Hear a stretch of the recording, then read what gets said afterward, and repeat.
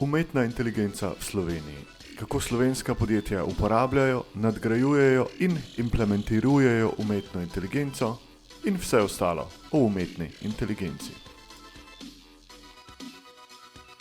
Pogovori o umetni inteligenci v slovenskih podjetjih na portalu UI-Slovenija, poleg tega, da vam prinašamo novice o tem, kaj se dogaja na področju umetne inteligence, generativnih jezikovnih modelov, velikih jezikovnih modelov ali pa generativne umetne inteligence, ChatGPT-ja in vsega ostalega, intervjujemo, raziskujemo, sprašujemo in razkrivamo, kaj delajo slovenska podjetja z generativno umetno inteligenco in z drugimi modeli umetne inteligence.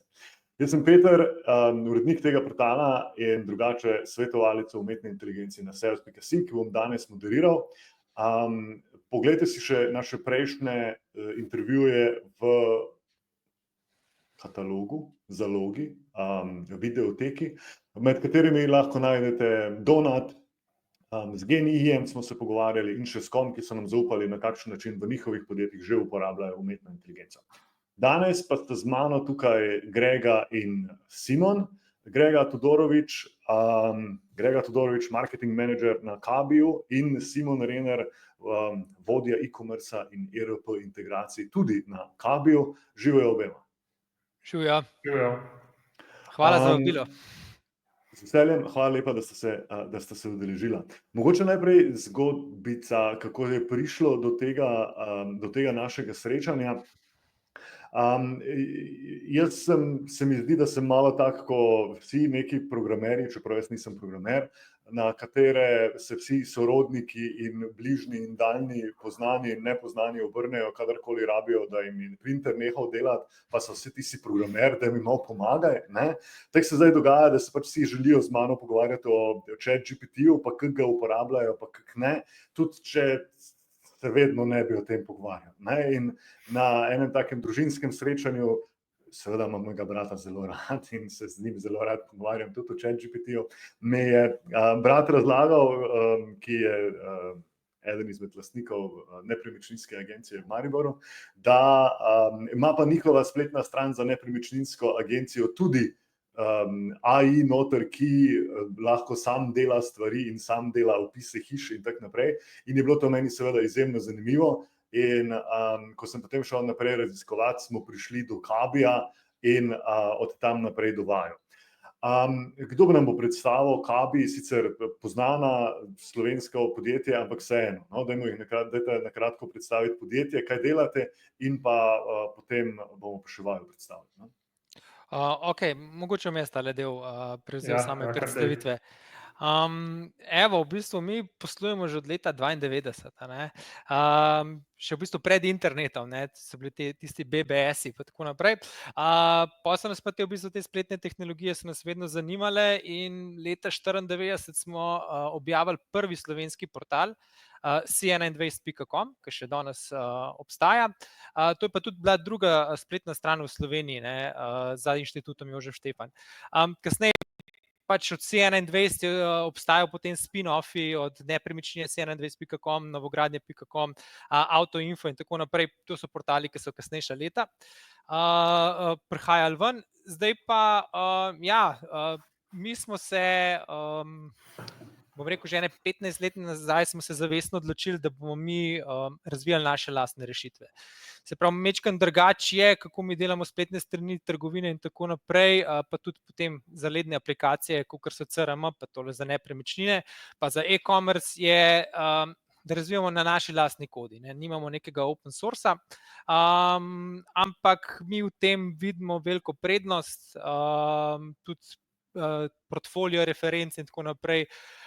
Se mi zdi, da imamo zelo kvaliteten in kar se tega tiče, pač verjamemo v naše znanje in pa pač rešitve, ki jih dajemo ven. Zaradi tega smo pa tudi tukaj pač že od leta 92, pa v portfelju več kot 800 aktivnih strank, strani imamo pa, ne vem, po mojem smo jih kakor sem nazadnje štel, po moje teh nekih projektov, kakor so pač web projekti, čez 2000 spletnih strani in trgovin. Ok, super.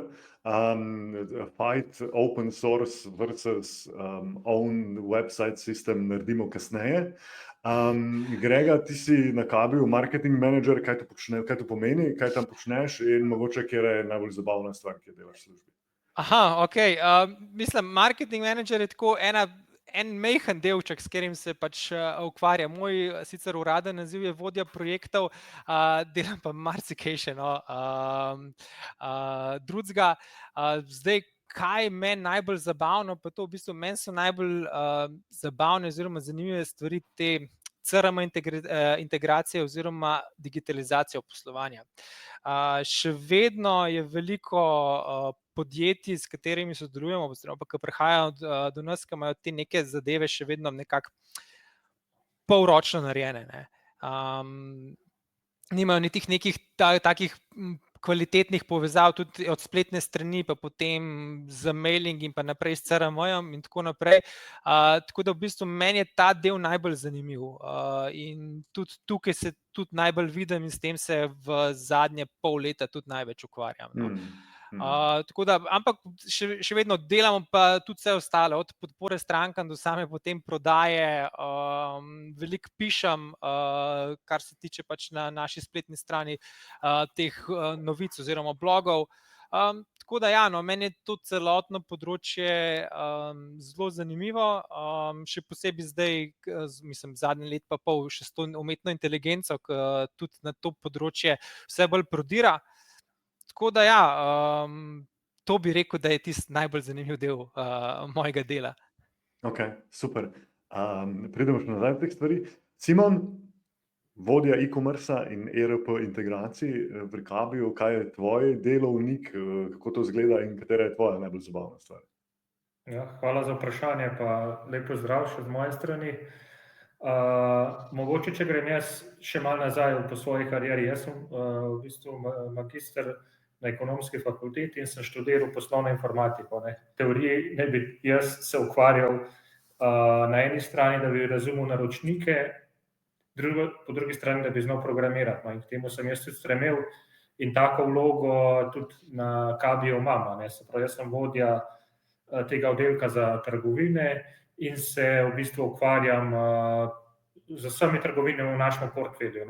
Jaz sem tudi tukaj že toliko dolgo let, da sem se tudi postopoma s podjetjem razvijal in zdaj imamo že 40-50 trgovin sigurno v portfelju in zdaj se v bistvu jaz s tem ukvarjam. Meni najbolj zanimive stvari ali pa kaj mi je v bistvu, v čem najbolj uživam, to so vsekakor kakšni bolj kompleksni projekti. Jaz imam rad kakšne v bistvu obsežne projekte, ki je potrebno tudi veliko resursov, tako za naročnikove strani, kakor znaš, da se vključi vse z oddelka in največji užitek mi je, recimo, če cela ekipa na naši strani dobro sodeluje, se pravi, tukaj niso samo tehnični skillsi, ampak vse še kaj drugega, kako to povezati in uspešno zaključiti tak projekt. To mi nekako največji izziv prinaša. Se pravi, da imam na eni strani da je dobra ekipa, da je tehnično dobro narejen, pa tudi, da je stranka zadovoljna. Se pravi, to se zdaj sicer v teoriji čisto lahko, ampak tukaj noter so pa marsikateri izzivi, kako to doseči. Ja, samo malo. Kulica mi je na tla padla. Izdelava spletne strani je izjemno kompleksen projekt. Izdelava, torej vse, kar gre okoli tega procesa. Jaz večkrat podjetjem pomagam pri tem in jim rečem, da je to projekt, kjer se vsi zelo trudimo, na koncu smo pa obojni nezadovoljni. Naročnik in izvajalec po krivdi spet obojni. Tako naročnika in izvajalca.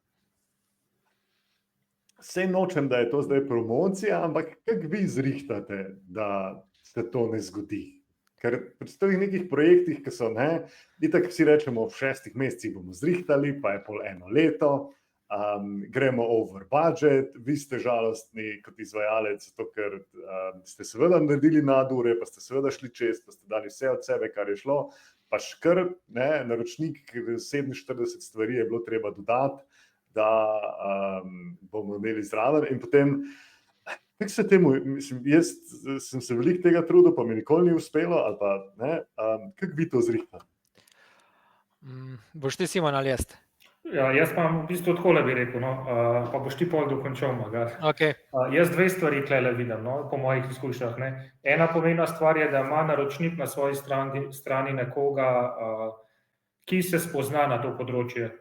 Da ima eno dodeljeno osebo, ki je recimo vešča spletnih tehnologij, pozna trende, ki lahko komunicira, ne, tudi malo bolj tehnično. Ne. To je po mojem mnenju ključno, ker če tega ni, mi se gremo težko nekompleksen projekt. To lahko že hitro vidimo in lahko mi tudi mi že v tej fazi rečemo, da ne bomo sodelovali, ne, če to zaznamo. No. To je v bistvu ena stvar.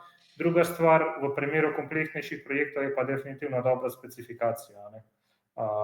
Tukaj ni škoda, ne vem, dodatnih, ne vem, kako porabiti, da se ta zadeva dobro naredi, da je čim bolj specificirana. Ne. Bolj, ko je specificiran, manj je nekih nejasnosti v samem poteku, ne, ker stranke dostikrat potem rečejo, mi smo si pa tako predstavljali, ali pa tole je pa samoumevno, to pa smo si mi predstavljali, da bi že mogli biti vključeni, ne, mi si pa nismo, ne, zdaj avtomatsko pride do konflikta, ne, in če je dobra specifikacija, je lahko točno določen, se vidi, to pa to je vključen, tega pa ni, in nekako na teh dveh področjih se mi zdi, da se lahko dosti optimizira. Ne. Še zmeraj so kakšni faktorji, na katere ne moreš vplivati, recimo lahko se zamenja vodstvo, direktor na strani naročnika, ali pa pride do kakšnih dodatnih želj, ampak tako smo mi lahko dobro zavarovani, ne, se pravi, da smo mi dobro opravili svoje delo,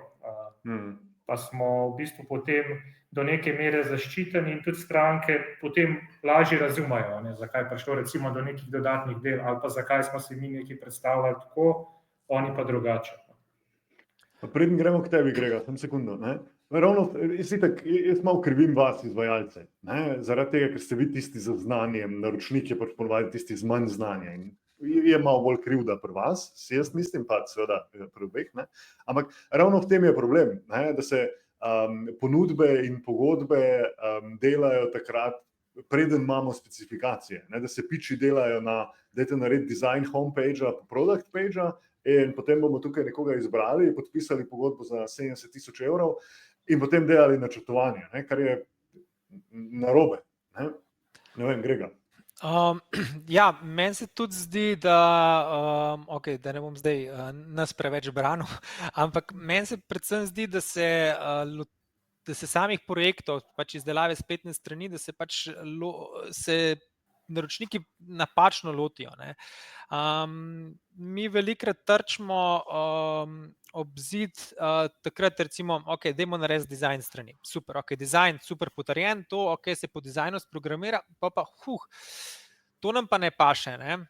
Ok, v redu, dajmo potem, gremo tisto secirati za nazaj, kaj je bilo pač narobe. Ne. Največja težava, ki jo pač opažamo, je, da ne pridejo s celotno vsebino na začetku. Se pravi, poleg specifikacije je vsaj gro vsebina, mora biti vedno naprej pripravljena. Zaradi tega, ker se zelo malo ljudi se zaveda, da recimo dizajn spletne strani ne sme biti narejen zaradi tega, ker pač meni je to všeč, pa bomo to. Ok, to je delno ok, ampak dizajn mora slediti vsebini, kaj je. Ne? In velikokrat se pač, mislim, v večini primerov se dogaja to, da je dizajn narejen pred končno vsebino, ki jo naročnik pripravi. Ali pa naročnik reče, jo bom sproti pripravljal. Ne? In potem 2 meseca zamuja vsebino, da cel projekt zamuja. Problem je potem, ko on želi tisto vsebino umestiti v dizajn. To je tudi problem s template strani. Ne? Ti moraš potem razmišljati, kako svojo vsebino prilagoditi temu. Ne? In pol v bistvu prideš do neke težave. Ne? Tako da ja, po mojem mnenju je tukaj pač dobra specifikacija, priprava vsebine in šele potem, da se greš v iskanje nekoga, ki ti bo to pač naredil. Ne? To pa, ja, kakor je Simon povedal, zelo fajn je, da imamo mi na strani naročnika, pa tudi na naši strani, da sta vedno vsaj 2 osebi, da kle lahko komunicirate, pa ki sta pač tehnično podkovani in tako naprej. A ne. Tako da to je to. Smo imeli pa mogoče en zanimiv primer, smo bili pred aktivacijo neke strani ali trgovine, pa je pa žena od lastnika prišla, ne, rekla, da je pa dizajn sploh ni všeč, da to pa niso barve, s katerimi se bojo oni dali, ne. No, pa se je projekt zavlekel, ne. Ampak ja, no, tudi deležniki, ki morajo pač biti, je fajn, da tista ekipa, ki sodeluje, ne, da je od štarta pa do konca oziroma do aktivacije, da je ista, ne. Nismo pa tudi mi, bom rekel, brezmadežni tukaj, ne. Mi se tudi zavedamo dela svoje pač odgovornosti tukaj, kar pri nas pač zamuja, s tem, da mi pač tukaj probamo čim bolj komunicirati stranko, ne, kje se nam potencialno lahko zatakne, ne, ker tudi pri sami specifikaciji oziroma pri ponudbi mi določene stvari zelo težko predvidimo, še posebej, če so tukaj integracije z nekimi tretjimi sistemi, ne. To bo bolj Simon še pol povedal, ampak ja, tukaj lahko pride do določenih izzivov. Ja, predvsem, kar povejte. Imate penale v pogodbi za zamujanje? Ponavadi, seveda da je odvisno, ampak zelo redko. Največkrat nimamo, no. Okay. Se vem, na koncu nam tudi penali nič ne pomagajo na koncu projekta, ker itak projekt moramo končati, nočemo se skregati, živeti bomo mogli še skupaj in je vse narobe, teda tudi to ne pomaga. Ja, mislim, to se morajo pa tudi vsi naročniki zavedati, ne. Morate računati, da z nekom sodelujete na dolgi rok. Ne, tudi, to se mogoče malo navezuje tudi tisto, ki smo načeli open source pa custom, ne. Načeloma čisto vse, ne. Ti se moraš začutiti z nekom tam na drugi strani in pač dokler ne sodeluješ, verjeti v njegove sposobnosti, da te bo znal peljati naprej, ne, pa rast s tvojimi potrebami. Bolj pa nadaljujemo to debato open source, pa kaj na drugi strani open source, ni closed source, drugače se reče, ne? Closed source za protokolni sistem, ne, po slovensko. Okay. Čeprav po moje boljši izraz custom. Pač. Sej ne vem, ampak... Open pa teoretično je closed pa open source, ne, zdaj v praksi... Simon je to študiral. Res je, Simon je bolj študiral. To je definicija na iSlovarju, ja. PDV nas tega nisi učili. Nočem odpirati, hočem seveda, ampak jaz sem tudi, ko je prišla generativna umetna inteligenca, je bil eden izmed mojih argumentov, zakaj je open source boljši, je bil pač, ne, na WordPressu že imamo plugine, ki omogočajo pisati vsebine, metapodatke, opise produktov in vse neposredno v spletni strani in seveda, ne, integracija AI-ja, torej generativnega AI-ja v open source spletne strani je hitrejša, kot to delajo ponudniki, ki imajo svoje custom rešitve. Mi smo se že pogovarjali, pa ste mi rekli, da ste to v resnici takoj začeli delati s ChatGPT-jem, a sem se zlagal ali kaj? Ne, v bistvu, čim je prišel API ven, smo ga mi začeli po domač rečeno testirati, ne, kam bi ga lahko dali in tako naprej. Tudi naš CMS ima AI noter, ki pač pomaga in pri pisanju tekstov do kreiranja slik, pa tako naprej. Tako da zdaj, kaj je hitrejš, kaj ni hitrejš, tudi mogoče je malo zmotno tole, saj pri teh custom sistemih ali pa closed zaprtokodnih sistemih, mislim, da mi delamo zadevje iz nule, ne. Ni res, ne. Tudi mi imamo že določene rešitve predpripravljene, pa jih prilagajamo, pa jih nadgrajujemo, pa tako naprej, ne. Bolj je to, da mi znamo, da mi pač verjamemo v to, da mi znamo to bolj zapakirati, kakor da bi ti z 10 plugini to reševal, ne. Tako da to je edina taka pač zadeva, ki jaz vidim, da bi bila neka huda razlika, no. Drugače, funkcionalnost pa to pa ne. Ja, jaz bi še kaj dve zadevi dodal, če smem. Recimo, kaj bi bila prednost za protokodnega našega sistema ali pa kjergakoli.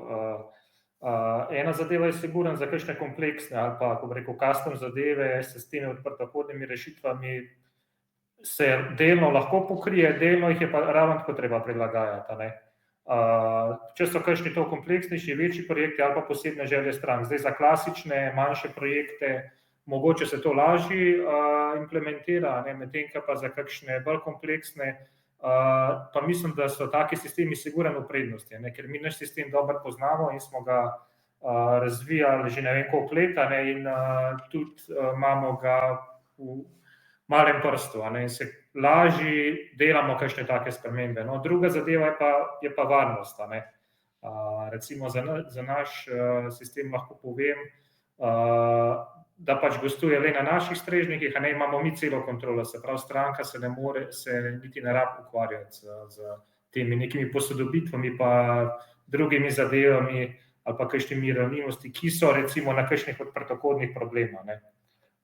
Če se ne dela posodobitev, so potem neke ranljivosti in lahko pač prihaja do nekih udorov in podobno.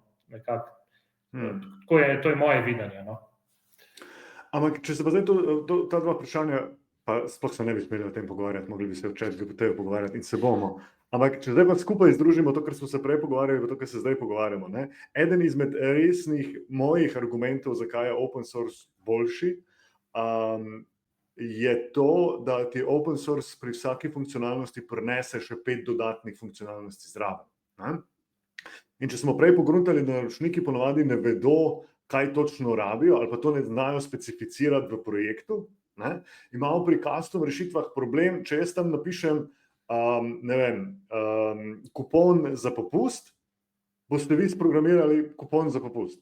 V WordPressu bom pa kupil modul za kupon za popust, ki bo imel zraven še popust na omejeno kategorijo, pa tretji popust, pa četrti popust. In tudi, če jaz nisem vedel tistega, da to rabim, ker v tistem trenutku nisem imel nikogar, ki bi to pogruntal, je verjetnost, da bom dobil neko funkcionalnost, ki jo verjetno rabim, večja. Se vem, da vi sprogramirate tudi stvari tako, da so pametne. Sam nekaj prostora, pa zaradi tega, ker težko vnaprej načrtujem, mi pa prostora daje open source malo več. Ali? Mislim tako, delno se mogoče strinjam. Mislim pa, da to ni čist tako. Načeloma, kakor sem jaz že prej rekel, mi imamo določene zadeve predrazvite. Banalen primer so te kuponi, še marsikaj drugega. Tako da tudi načeloma mi probamo zadeve dosti široko zastaviti. S tem, da mi pač tukaj potem še probamo to na en drug nivo dvigati, se pravi, da povežemo z zalednim sistemom. Se pravi, zadnji s CRM-jem, z sistemom za vodenje projektov, ne vem, pri nepremičninah z nepremičninami, pri avtomobilistih z avtomobili in tako naprej. Tako da še vedno so še rešitve dovolj pač široke. Pa tudi, če mogoče se na hitro dotakne, tudi cenovno so tam. Ker, tako bom rekel, dober open source stane veliko. Dejstvo. Absolutno, ja. In tudi dober open source je veliko stvari custom narejenih. Veliko se modificira, ja, absolutno. Pač, dobro, ne bomo preveč v tej temi šli, ker lahko zelo zabredemo. Tako da, mislim, da ni tukaj vprašanje open source, closed source oziroma zaprti sistem. Vprašanje, s kom bi vi radi delali, a vi verjamete v to osebo, oziroma v to osebo, v to podjetje, da z njimi delate na dolgi rok. Mi z našimi večinami strankami, mi na začetku povemo, mi se po domače rečem poročimo. Zdaj tako, v zvezah je pač gre malo gor dol, včasih se malo primemo, včasih se imamo super in tako naprej, trudimo se pa, da nam je vedno pač boljš kot slabše. Tako da tukaj mi na vse te stvari tako gledamo, ker treba je tudi naročnika razumeti, da mu potem svetuješ pa tako naprej. Tako da to je neko moje, oziroma mogoče lahko rečem kar naše mišljenje. Okay. Super. Te bomo mi zdaj pogledati. Jaz sem bil, iskreno povedano, sem bil ful vesel, da sem videl slovensko podjetje, ki dela closed source spletne strani, da je tako hitro in tako pametno uporabljalo generativno umetno inteligenco in da imajo zdaj slovenski naročniki v resnici funkcionalnosti, ki jih v resnici potrebujejo. Samo to je na koncu koncev važno. Meni je brat povedal, da on, ko doda hišo na svojo nepremičninsko spletno stran, ko doda, pa on je tudi imel 3-krat WordPressovo spletno stran, ki je sam naredil in pol me je 2-krat vsake 3 mesece klical, da je nekaj crkljeno, pa smo nekaj vdrli. Ampak zdaj ste sami odgovorili na vprašanje. Nisem, žena je slab open source proti dobremu cloud source. Ne, malo se heca. To je bilo. Ja. In mi je potem rekel, zdaj pa jaz lahko dam noter hišo in potem ta sistem sam poišče podatke o hiši in sam napiše opis hiše, oziroma hiše, pač nepremičnine in tak naprej. Kaj točno vse dela, na kakšen način to dela in potem pa pridemo k temu, koliko ljudi to uporablja. No, dajmo začeti, kaj točno vse dela. Zdaj, ja, tole je v bistvu naša ena prvih integracij umetne inteligence oziroma ChatGPT-ja v bistvu v naš CRM del, ki je za nepremičnine oziroma za nepremičninske agencije.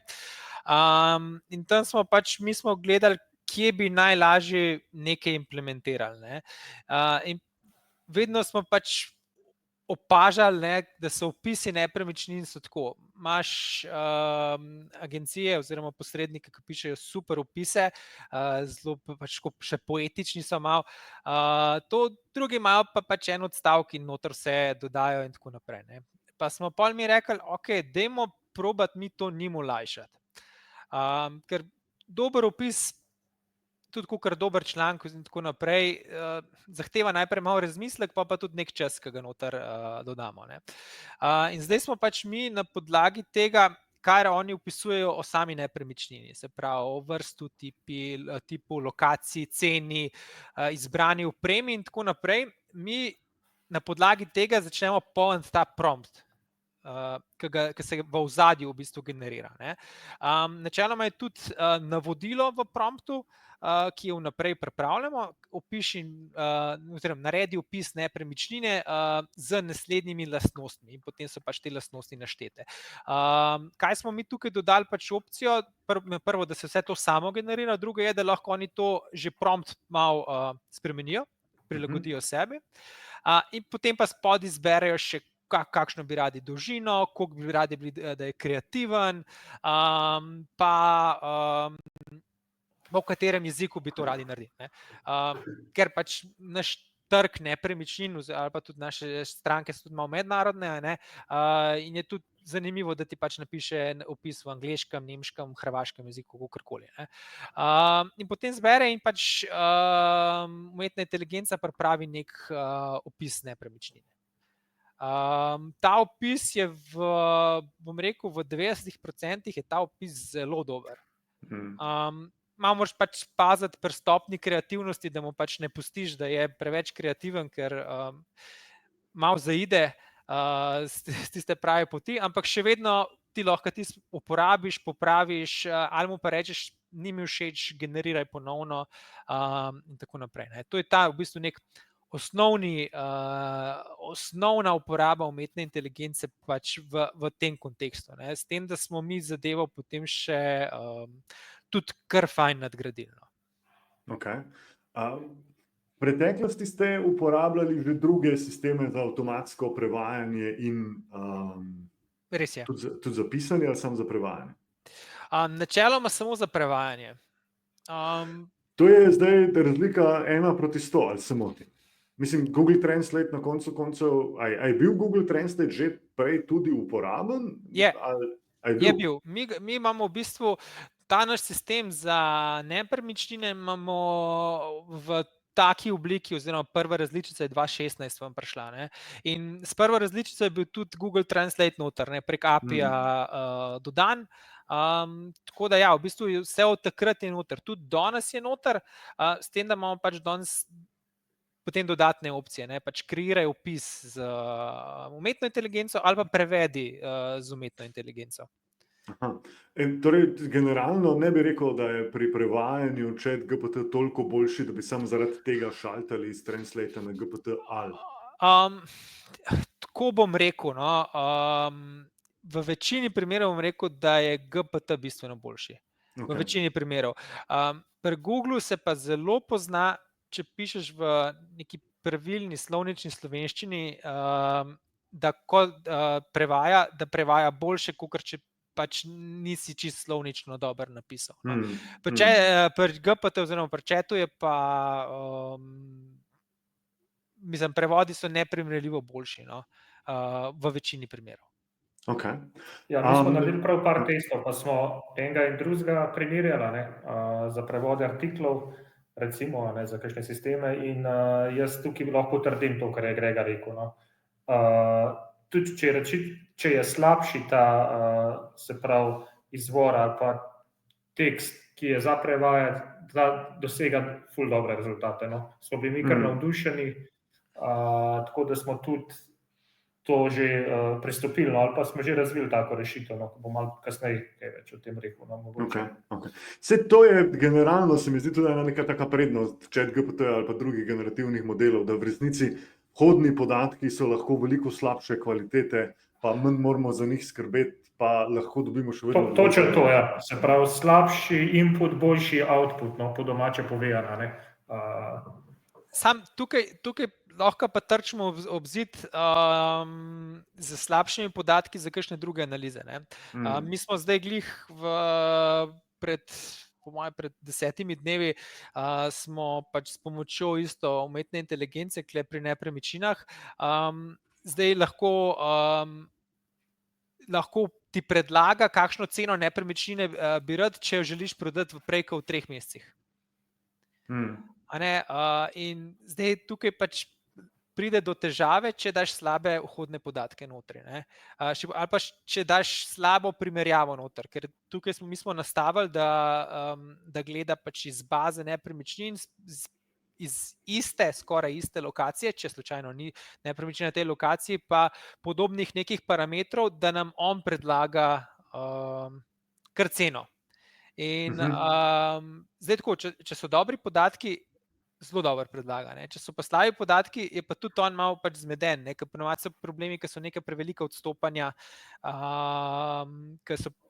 ki že vidiš na prvi pogled, da ni realno. Ne.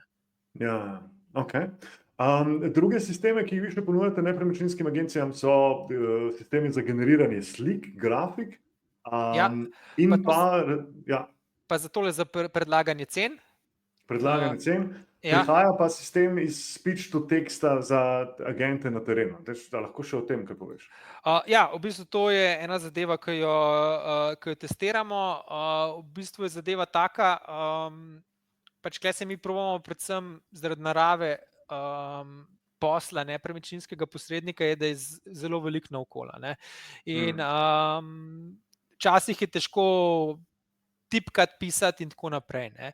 Zdaj pa probamo mi tukaj spet s pomočjo chata, da bo nekdo dal govor, tisto, kar bo povedal, da bo lahko iz tega ratal nek tekst, in da se bo ta tekst potem v CRM-ju zapisal, zdaj pri nepremičnini, pri povpraševanju, pri ogledu ali pa tako naprej. Se pravi, da se znebimo tistega tipkanja, nekega zapiska, ampak enostavno lepo damo samo posnetek gor, ga bo posnetek obdelal in dal komentar notri. Ja, mogoče še celo naredil prevod, ne?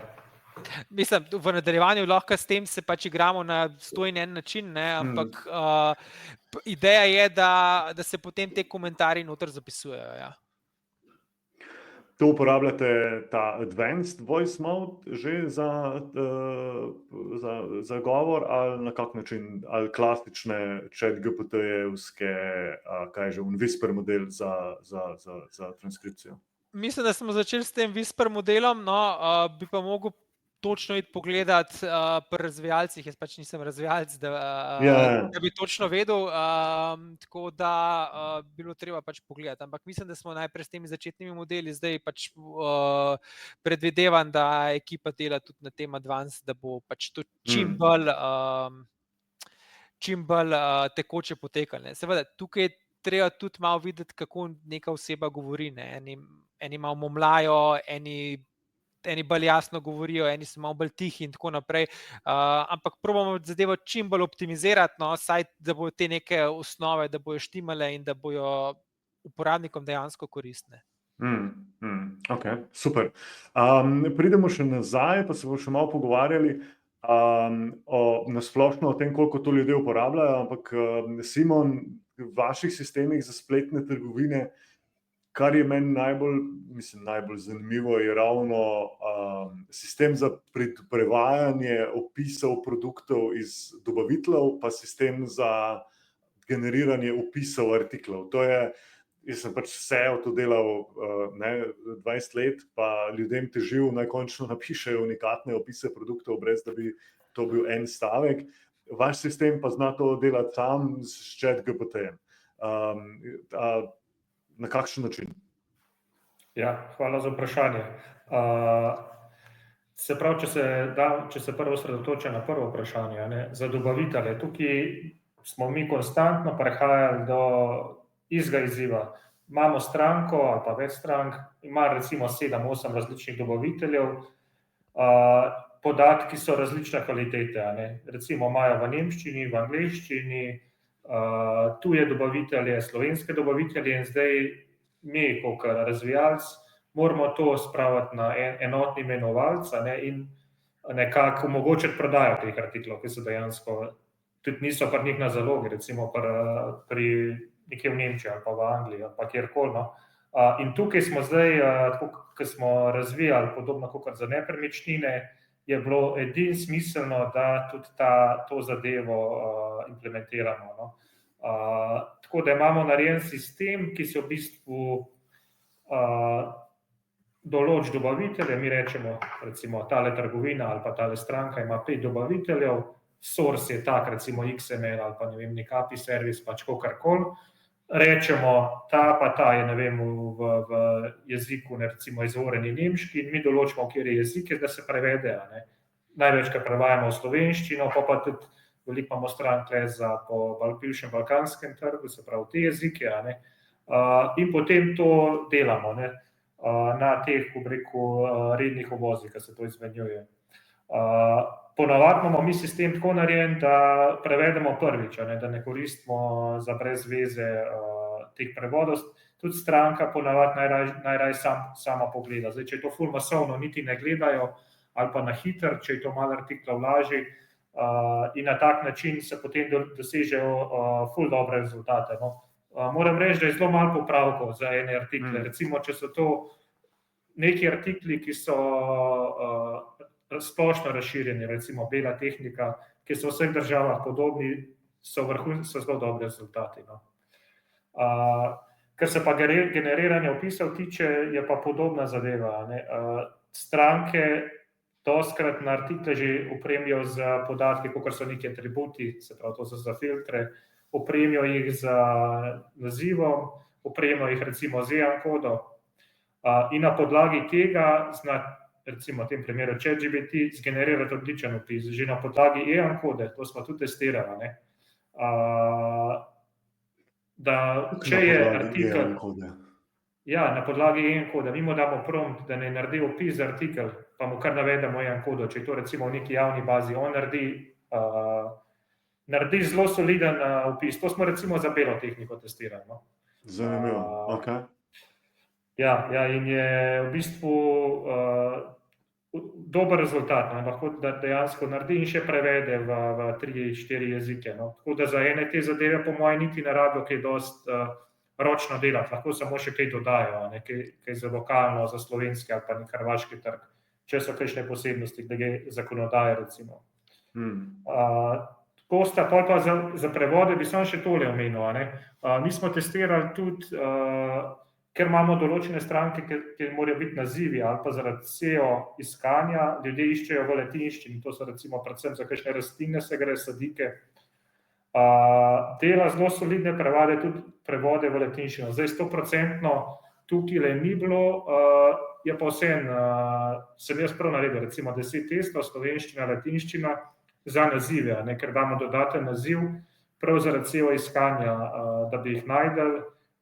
In smo tudi, recimo, prišli do zanimivih rezultatov. No? Čistko, ker to je čist nek X jezik, ki ga težko sicer usvojiš. Ne? Ja. Mogoče eno zanimivost, kaj smo potem pri stranki še dodatno dali, ki prodajajo te albume glasbene pa tako naprej, recenzijo albumov s pomočjo četa, ne, še posebej teh malo bolj znanih izvajalcev, ne, naredi recenzijo albuma. In tako zelo zanimivo, pa saj za te bolj poznane glasbenike naredi super recenzije. No.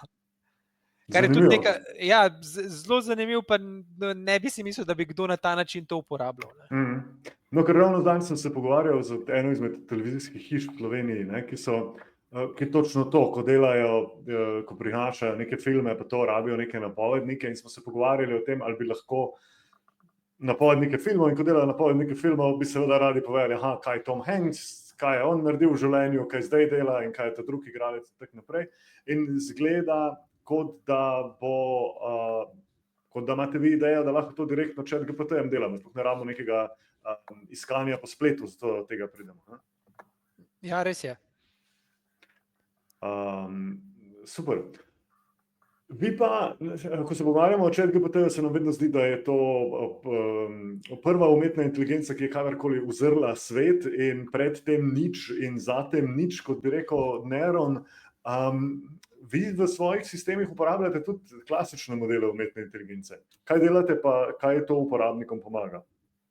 No, recimo, če jaz naštejem par primerov, recimo LLM sistemi, po domače, ki se pa sami učijo ali pa jih lahko uporabnik na podlagi nekih podatkov izboljša. Ne. Recimo za kakšne konfiguratorje. Imamo konfiguratorje, ko si na podlagi nekih, ne vem, imaš 5 korakov, da si recimo določiš neko dimenzijo, neko znamko in ti potem na podlagi tega naredi ali pa predlaga neke rezultate. Ne. In mi beležimo dejansko na podlagi katerih inputov, se pravi, kaj je stranka ali pa obiskovalec bral in kakšni rezultati so bili prikazani.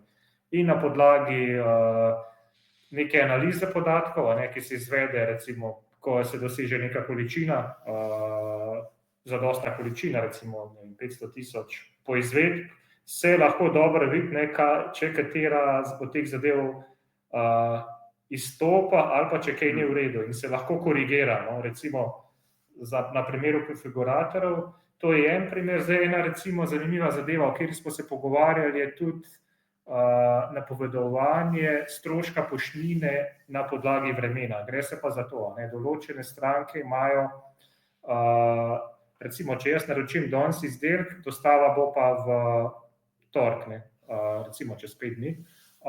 In če je recimo vmes napovedano deževno vreme, lahko pride do tega, da zadeva, ki bo pošiljala, bo ful težja. Gre se recimo za kakšne vrtne izdelke, ki so v loncih, kakšna drevesa ali pa ne, pač karkoli podobnega, kjer slabo vreme, dež po domače, lahko še za enkrat poveča težo. Tudi sama rastlina lahko v 5 dneh zraste in so dimenzije večje. Tako da mi nismo zdaj šli tle ful v detalje, smo pa naredili oziroma razvijamo rešitev, da bo vsaj delno, recimo, če je dež napovedan v prihodnjih 2-3 dneh, nek pavšal na to poštnino zdaj ponuda. Recimo, jaz danes kupujem, vi morate zdaj meni zaračunati poštnino. Bomo recimo zaračunali višjo, kakor pa če bi bila drugačna napoved. Ta je ena taka zanimiva, ki bi lahko, mislim, ki je bila kot čist izziv za narediti. Imaš mogoče še kakšno Grega, še ti kakšno zadevo? Mogoče primer, mi imamo v našem sistemu, v tem zalednem, imamo tudi nek, mi mu rečemo, pametni iskalnik. Ta pametni iskalnik na podlagi pač nekega uporabnikovega vedenja že sam, ko klikneš na njega, pa nič ne začneš tipkati, začne že sam ponujati neke rezultate. Ne. Malo pač gleda, kaj si ti prej delal, kaj si prej klikal in tako naprej, pa ti že ponuja, ne vem, to iščeš koga v kontaktih, ne vem, a iščeš to pravilo, a se gre za to prodajo, a na zadnje ta dokument v intranetu si gledal ali karkoli od tega, ti v bistvu on že pač ponuja. Tudi načeloma, ko iščeš, ne, ti on proba smiselno najprej ponuditi glede na uporabnikovo spet neko preteklo vedenje. Ne. Se pravi, ni tisto, kar bo Simon iskal, pa kar bom jaz iskal, ne, je možno, da bo pač imela drugačen prikaz v samem sistemu, kako se to vidi. Ne. To je pač to je neko naš sistem, ki ga, mislim, iskanja, ki ga potem mi noter dajemo. Ne. Pri tem iskanju je mogoče samo še za tole zadodati za tale OCR rigara. Se pravi, to se pa gre v tem, da če so na določenem dokumentu, artiklu, pač kontaktu, ki se ga išče, prepeti določene, recimo PDF datoteke ali pa kakšne druge datoteke, ki vsebujejo tekst, da v bistvu naša aplikacija analizira oziroma prebere te tekste in ko nekdo išče, recimo znese nek iskalni niz, ponudi potem recimo ta dokument, artikel, se pravi te entitete, ki so povezane dejansko s tem PDF ali pa kakšnim drugim dokumentom. To je recimo uporabno na spletnih trgovinah, ki so kakšni varnostni listi ali pa specifikacije, ki so določene zadeve noter vnešene in na podlagi tega lahko dejansko mi najdemo ta produkt. Ne. Recimo primer so tudi kakšni rezervni deli, kjer je naveden recimo ta rezervni del je primeren za te pa te aparate. Ne. Recimo pa je kompatibilen s 150 nekih aparatov in to je recimo v tem PDF dokumentu noter. Ne. In to je potem super, ker potem recimo serviser piše naziv ali pa šifro tega aparata in mu ponudi rezervne dele, ne, ki so primerni za tega. No. Super. Koliko ljudje hočejo uporabljati umetno inteligenco? Koliko se upirajo k tem funkcionalnostim? Meni je, ne vem, če sem vam to že povedal, ko smo se pogovarjali, meni je potem tudi moj brat rekel, da se imamo tam noter, sami vseeno s ChatGPT-jem delamo, ker smo si ga naučili svojega, da nam piše opise hiš po svoje. Ne? Kako so vaše izkušnje, koliko ljudje to res uporabljajo, koliko se upirajo, koliko... to je še. Tisti, ki ga imajo načeloma, ki so ga naročili, ki mi smo pač to seveda obveščali stranke o tem in tako naprej, tisti, ki so ga naročili, tisti ga redno uporabljajo. Ne. Zdaj, pri samem CRM-ju je, ne vem, pri posameznem podjetju prihaja do razlik med posameznimi uporabniki. Ne. Eni so res pač močni uporabniki in ga na polno uporabljajo, eni pa malo manj. Ne. Ampak za razliko od ostalih funkcionalnosti, se mi zdi, da jim je ChatGPT vseeno, oziroma ne bom rekel ChatGPT, umetna inteligenca vseeno toliko zanimiva ali pa toliko bolj, da če nič drugega hočejo probati. Pa ena prednost je še vedno, je veliko uporabnikov, ki ne gre na ChatGPT.com, pa se tam prijavi, ampak ima raje to, vse imam tukaj v sistemu, jaz ne rabim nekaj prijavljati, mislim, jaz sem že tukaj prijavljen in sam ga uporabljam pač tudi tukaj. Ne. Lahko ljudje tudi klasičen ChatGPT kot klasičnega bota pri vas uporabljajo? Ja, mi imamo v bistvu, kar v aplikaciji je tam pač ta naša ikona za umetno inteligenco, lahko klikneš gor in ga karkoli vprašaš. Ne. Ni zdaj samo, da je izključno za določene naloge. Če je določene naloge, se pač pri tisti funkcionalnosti v tistem oknu se ti pokaže, ta nalogo ti tudi pomaga upraviti umetna inteligenca. Lahko ga pa tudi čisto splošno uporabljaš. Ne. Tako da, tisti, ki so ga naročili, pa teh je več, kakor bi rekel, za kakšne druge ostale funkcionalnosti, ga potem uporabljajo. Je pa pač prihaja pa znotraj malo razlike v samem podjetju, kdo bolj, kdo manj. Ne. Mi gledamo pač porabo teh tokenov oziroma žetonov, pa pač od uporabnika lahko fajn varira tako med podjetji, vsaj med primerljivimi podjetji, pa tako vidimo, da v bistvu iz meseca v mesec narašča ta sama uporaba.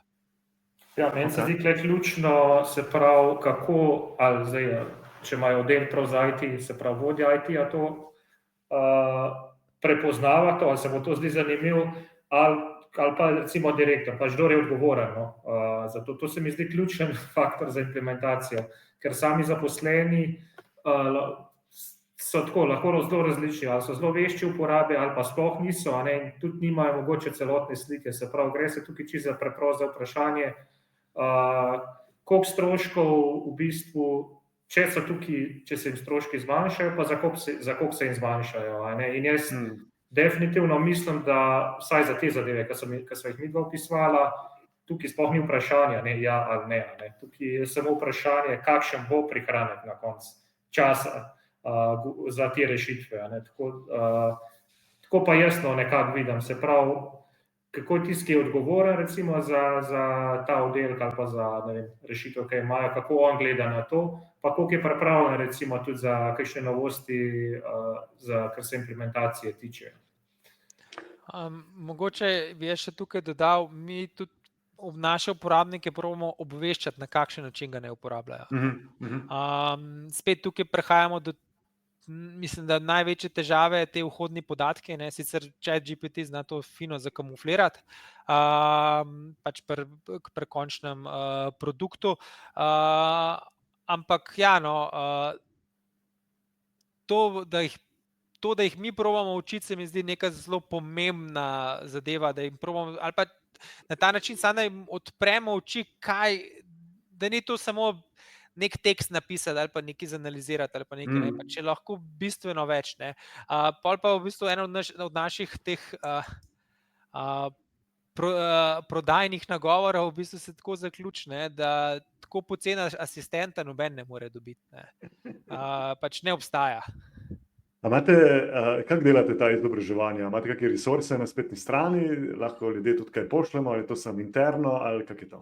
Zdaj tako, kar nekaj resursov imamo na spletni strani. Načeloma vedno na vsakem blogu oziroma novici probamo to v realni svet dati, pa dati nek primer, pa kako se naredi. Zdaj bolj podrobno samim uporabnikom pol preko mailinga oziroma newslettera pol predstavimo. Pa je za njih nek del, kamor oni pač dostopajo, da lahko potem to bolj podrobno vidijo. Prav tako imamo pa v sistemu neko pomoč, kjer se pač redno posodablja, kamor potem dajemo tudi primere dobrih praks pa take stvari. Ok, super. Koliko videvate, da imajo podjetja, ravno ta nek pionir umetne inteligence znotraj podjetja je verjetno tisto, kar bo ločilo podjetja, ki bodo zelo hitro skočila na te stvari, pa da bo zelo malo ali pa da ne bodo skočila na te stvari. Koliko vidite, da imajo podjetja že kakšnega, CAIO-ja, Chief AI Officerja ali pa neke funkcije, kjer razmišljajo o umetni inteligenci, koliko je to v Sloveniji vidno? Mislim, da zelo malo. Da bi bil prav ta Chief AI, tega... Lahko drug level, ne rabi biti C, ampak ja. Ok, se nima veze. Tako je, mislim, da vsaj pri teh, ki si želijo oziroma ki uporabljajo, obstaja najmanj ena oseba, ki to zelo promovira. In ponavadi so tisti tudi sami, ki si pač interno oziroma izven dela s tem pač pomagajo in vidijo v tem prednosti. Zdaj, da bi bila pa točno funkcija oziroma delovno mesto AI, pa to mislim, da ta del, ki ga jaz obvladujem, tako neposredno ni. Ja, jaz mislim, da to še prihaja. To je zdaj še, v bistvu, ni zdaj to mlada zadeva, ampak da bodo v bistvu prav pozicije, ki se bo v bistvu lahko izkoristili poln potencial tega. Ker določene procese v podjetju, ne vem, sem to prav pri vas gledal, Peter, ki ste predstavljali, se lahko umetna inteligenca podpre, pohitri, določenih pa ne more. Zdaj, če bi mi izkoristili ta cel potencial, ki ga v bistvu to ponuja, gre stav, da se bo veliko teh pozicij lahko odprlo, se prav za tega AI, pač chief ali pa kakorkoli se bo imenovala ta pozicija, ki bi izkoristil se prav za tiste procese, ki so v podjetju smiselni, da se uporablja umetna inteligenca, da se jo tudi koristi. In definitivno se tukaj lahko pač naredi en tak velik potencial. Tudi za našimi orodji, pa še tudi širše. Saj ni samo to, kar smo mi danes govorili, so tudi še kakšne druge stvari, ampak na tak način mislim, da je v bistvu optimalno za podjetje. Ja, tudi znotraj podjetja je zdaj zelo pomembno, da se tale val umetne inteligence izkoristi. Gregor, si prej omenil, da ti je digitalizacija, posebej pri srcu digitalizacija podjetij. Ravno se mi zdi, da je, jaz sem se zadnjič pogovarjal z nekom, ki me je povabil, pa je rekel, da bomo midva naredila projekt umetne inteligence. Mi rabimo sistem, kjer zdaj na roko potrjujemo račune, pa podpisujemo račune v podjetju, da grejo naprej v likvidacijo, ali lahko midva zrihtava nekaj z umetno inteligenco. Seveda bi moj odgovor bil, čak se ne rabimo. Sej vaš računovodski program to zagotovo že ponuja, samo se morate bolj zdigitalizirati. Tu je zdaj nek velik potencial, samo znotraj podjetja ga mora nekdo zajeti, zato ker direktorji bodo zdaj lažje dali denar za neke stvari, ki nujno niti na koncu koncev niso mogoče umetna inteligenca, so pa digitalizacija, ki prinaša veliko prednosti. Mislim, da tukaj je malo, včasih je izziv vsaj komu objasniti, kaj je razlika med digitalizacijo in umetno inteligenco. Pa tudi mogoče pri sami digitalizaciji je pol nek izziv, ko vsi digitalizacijo razumejo, dajmo tisto, kar smo ročno delali, dajmo zdaj delati na računalniku ali pa z nekimi procesi. Tudi to ni digitalizacija čist. To samo pomeni, da si zdaj nekaj, kar si prej pač pisal na roke, ali pa to zdaj pač pišeš v nek program. Če to nima naprej neke dodane vrednosti, pa če to ni z ničemer povezan pa to, ali pa da se lahko reciklira te podatke, pa ponovno uporabi, nismo pač nič naredili. Jaz mislim, da je digitalizacija tudi mogoče prenova teh procesov, mogoče kakšni ti procesi, ki so zdaj bili postavljeni, sploh niso več potrebni, ali pa nam s treh korakov samo en korak potreben. Tako jaz mogoče tudi razumem, da je en del, se pravi tudi sama optimizacija. Mislim, umetna inteligenca lahko pomaga določenemu procesu digitalizacije, absolutno. Ni pa to eno in isto. Točno to, ja. In se mi tudi zdi, da zato jaz vedno, ko razlagamo o orodjih za avtomatizacijo, make.com ali pa Zapier ali karkoli, vedno rečem, to so orodja, ki obstajajo že 15 let. Jaz imam na 15 let že account na Zapierju in smo svašta z njim že delali, še prednji je prišla umetna inteligenca, ki je lahko en košček digitalizacije, avtomatizacije, ni pa nujno. In po mojem smo pokrili vse, kar smo mogli pokriti. Kaj je vajna najljubša uporaba generativne umetne inteligence? S čem se vidva igrata? Jaz se zadnje čase slikam igrati. Okay.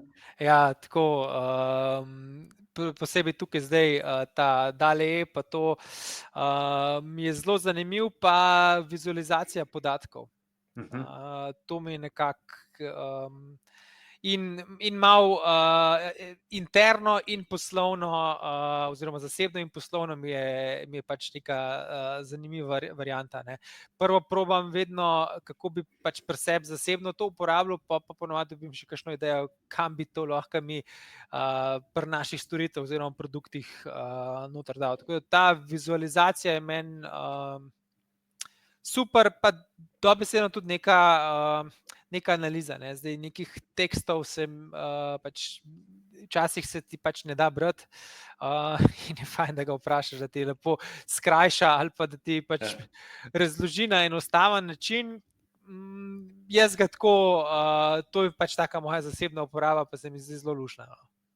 Okay. Jaz ga pa za različne stvari, za kakšno zabavo, recimo glizan smo pesmi generirali, sicer to je bil en drug model, dejansko prav komata, spremljavo akustiko in vse, kar se pa tako v službi tiče, recimo različne scenarije probavam. Če so kakšni mogoče malo bolj zoprni maili, pa probam, kako odgovori, sicer za imena zbrišem ven, pa osebne podatke, ampak mogoče, da ta dela da ga potem za kakšna poročila, ki jih mi recimo mesečno dela, da se naredi nek tekst, opis, ga potem dobro izpade, recimo, no, da take zadeve ali pa kakšne recimo predstavitve, govore, te zanima vidik, še en drug vidik, recimo osebnega pomočnika, kaj bo rekel, ne.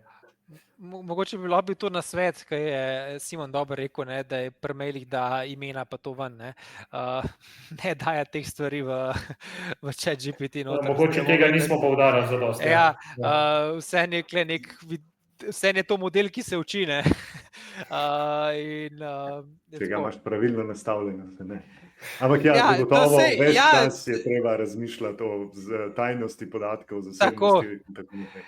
Mislim, da večina uporabnikov to ni prva ideja, ki da gor, ne, stvari. Res je. Čeprav smo se nekaj naučili. Naše področje je take, se govorim trgovino, to so neke transakcije, plačila, tako da tukaj je do določene mere treba definitivno skrbeti. Niso vsi podatki primerni za obdelavo, recimo, s takimi tretjimi orodji. Grega, si omenil generiranje slik. Simon, kdaj bom lahko jaz vašo spletno trgovino naložil 2 sliki svojega produkta in potem avtomatsko generiral produktne fotografije z drugimi ozadji in z drugimi akterji zraven? Že delate na čem takem? Ja, to po mojem, da bo, če govorimo o generiranju slika, da bodo neki input podatki kakšno sliko in da to sliko dobite na artikel, to po mojem, da bo dokaj v kratkem. Zdaj, točno ne morem reči, ampak o tem se že pogovarjamo, pa smo tudi začeli razvijati. Tako da ja, sej slike že en del tudi uporabljamo, ne na tak način, ni pa zdaj, da bi jih prav prek našega programa, da bi se avtomatsko nalagale gor. Razen če ima Grega mogoče že kakšne informacije. Ne, slike jih pač tisti, ki jih uporabljajo te za kakšne karusele, izložbena okna ali pa neka ozadja, pa to jih generirajo, kar pač opišejo noter, pa jim sistem da. Samo produktne slike so tisto, kar bomo hteli videti, da je točno moj produkt zgeneriran nekje drugje. Ja, tisto, kakor je Simon rekel, tisto imamo že, pač mi imamo tudi nek spisek, kaj bomo naredili, ne. Tako da to je tudi definitivno ena od teh. Bi pa pač zelo radi, da bodo tudi končni uporabniki to dejansko naredili, ne. Se pravi, skrbniki trgovin in tako naprej, da bojo pol res da pokažemo še ta hladilnik v kuhinji s hrastovim lesom, ne, da bo pač dejansko, da bo nekaj od tega, ne. Ja, to je namreč stvar, s katero se jaz v prostem času zdaj ukvarjam, pa malo treniram lore, pa ne vem kaj, poskušam svoje slike delati druge. Grega, Simon, mislim, da smo zelo veliko povedali o tem, kaj so praktične uporabe in kako v podjetjih resnično uporabljajo umetno inteligenco. Ljudje vas verjetno najdejo na kabi.si.